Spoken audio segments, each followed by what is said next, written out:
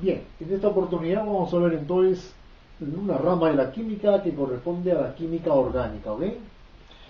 La química orgánica no es más que una química donde el elemento fundamental del objeto de estudio es el elemento carbono.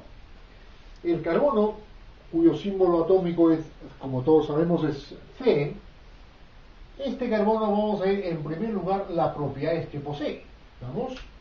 El elemento carbono, por ejemplo, tiene el número atómico es 6. Esto significa, en primer lugar, de que si nosotros tendríamos, por ejemplo, que analizar la configuración electrónica de este átomo, tendremos 6 electrones a distribuir en la configuración, ¿ok? Empezaremos entonces haciendo lo mismo, la configuración electrónica del átomo de carbono. Empezaríamos por su nivel S, sería 1S, luego estaría el 2P o el 2S, y luego estaríamos entonces en el 2P. 6 electrones a distribuir. Yo sé que en el S como máximo son 2 electrones, S máximo 2 electrones. Entonces para completar los 6 en el subnivel P tiene que haber 2 electrones. De esta manera que veo ahí. Por lo tanto tendría entonces la configuración electrónica del átomo de carbono. Estudiemos un poquito la configuración. Decimos por ejemplo que aparece N1 y N2. Esto significa que hay 2 capas en la configuración electrónica. O sea que este átomo tendría 2 niveles energéticos. Esto me indica entonces que está en un periodo, en el periodo segundo, periodo 2. Segundo periodo. ¿Sabemos por qué? Porque tiene 2 capas, nivel 1 y nivel 2. Ahora, en la última capa, ¿cuántos electrones tiene? Tiene 2 más 2, 4 electrones. Esto me indica que estaría entonces en el grupo de la tabla periódica, en el grupo 4A. O también en el grupo 14. En el grupo 14. ¿Ok? La tenemos de esa manera. Ya tenemos ubicado entonces el elemento carbono en la tabla periódica. Si yo quisiera, por ejemplo, en el gráfico de la tabla, ubicar a este elemento más o menos estaría por acá. Esta es la parte derecha de la tabla periódica y me quedaría entonces el elemento carbono, estaría entonces en esta zona. Boro, acá está el carbono. Nitrógeno, oxígeno, flúor y etc, etc. ¿Ok? La tenemos. Acá está entonces el carbono. En el segundo periodo, primer periodo, segundo periodo y en el grupo 14. 14 y segundo periodo. Esa es la ubicación entonces del elemento carbono. Muy bien. Esto me indica entonces que el elemento 14 es un elemento representativo. Por lo tanto, hay una configuración de Lewis para ese átomo de carbono.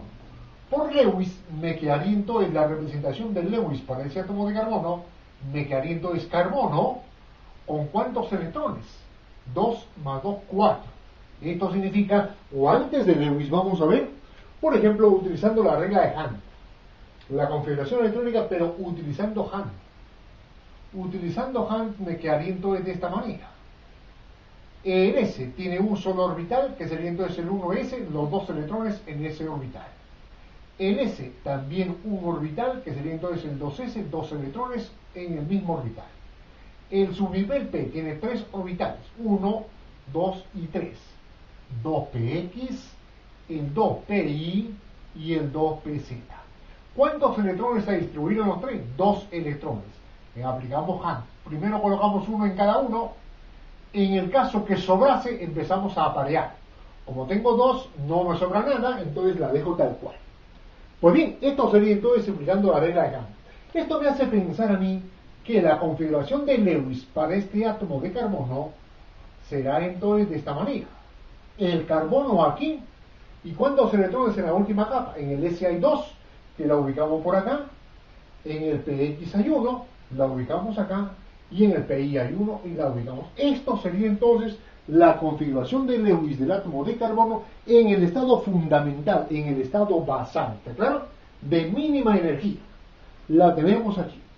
Muy bien, ¿qué pasaría, por ejemplo, si ese átomo de carbono que está en su mínima energía, por ejemplo, ¿no?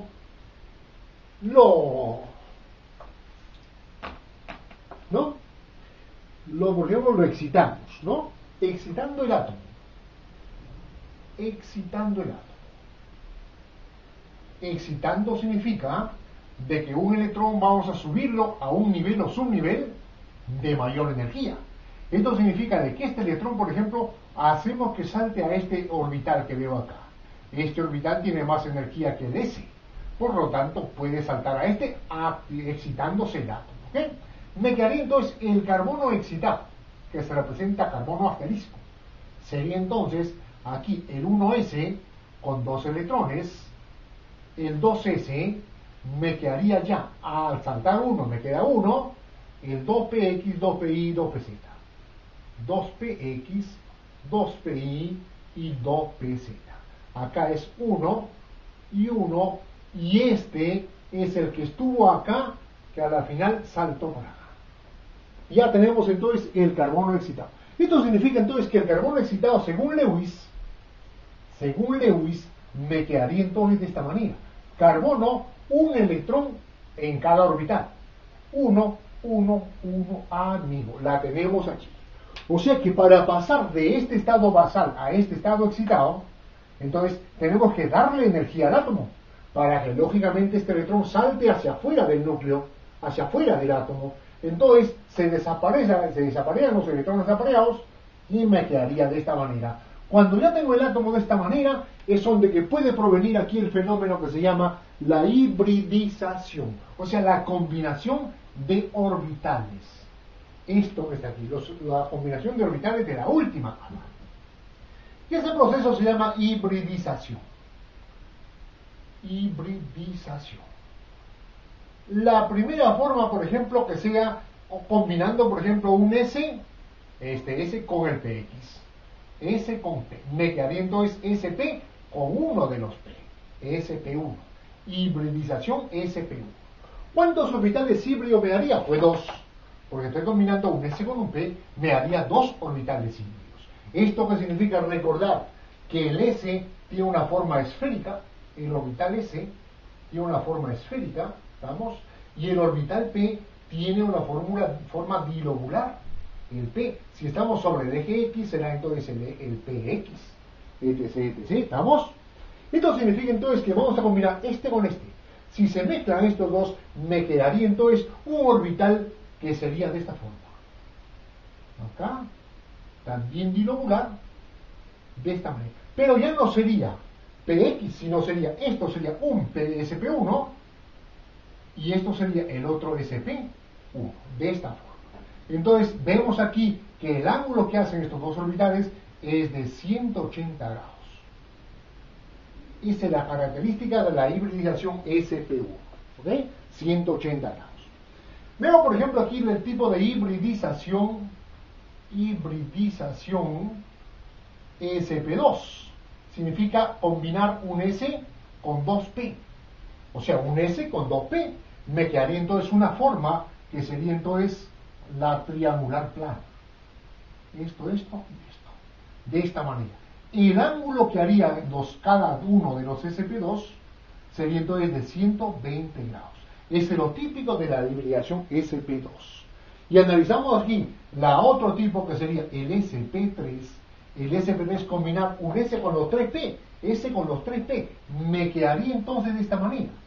Ya no planar ni lineal, sino sería una forma tetraédrica. Vamos a ver aquí si hacemos la fórmula tetraédrica de esta manera.